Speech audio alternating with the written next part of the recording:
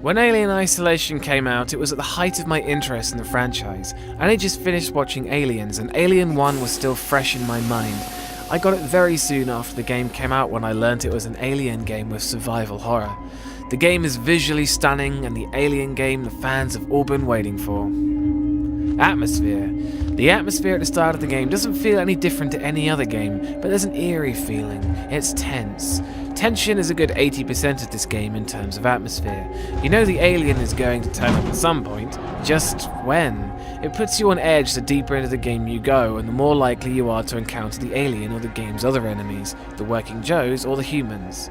The Working Joes themselves are unnatural and creepy in the way they speak and walk slowly towards you. The humans are unpredictable and can kill you with a few gunshots, making every encounter with another entity in the game frightening.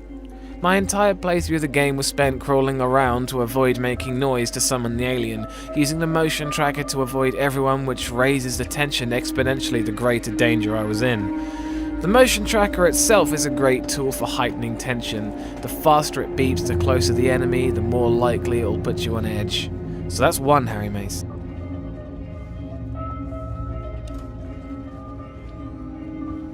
Scares.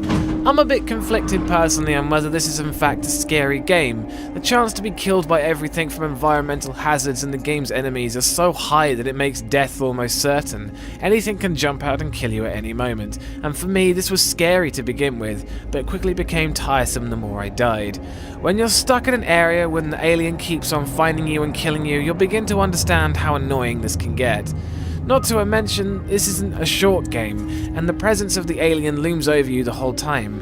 The alien can find you anywhere in the game, hiding in vents above you, ready to snatch you off your feet to your death, lurking around the next corner. It'll climb into the vents to get you, rip open lockers, grab you out from under tables. There is nowhere safe from the alien, and whilst I found it more annoying than scary, it does still make you jump when it finally catches you, and it's the tense build-up that makes it all the scarier. So that's 2 Harry Masons.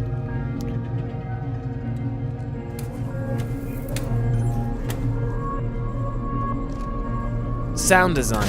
The sound design is ingenious. You can hear the enemies walking around, your own in-game volume can alert the enemies. If you have a microphone attached, your real-life volume can alert the alien, if enabled.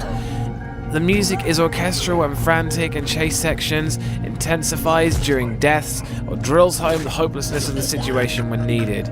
Both sound effects and music play a good part in this game. That's 3 Harry Masons.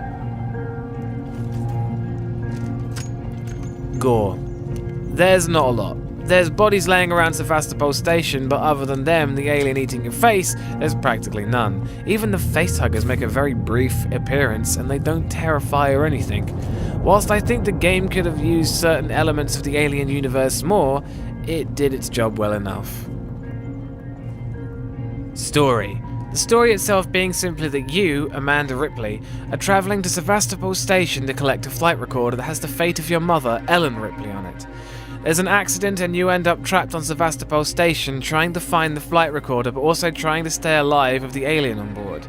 Maybe it's just me, but I found the game unnecessarily long and it felt like it was dragged out to make room for more gameplay. Ripley's constant attempt to trap and kill the alien would foil time and time again, to the point where it became tiring, making the final score 4 out of 5 Harry Masons.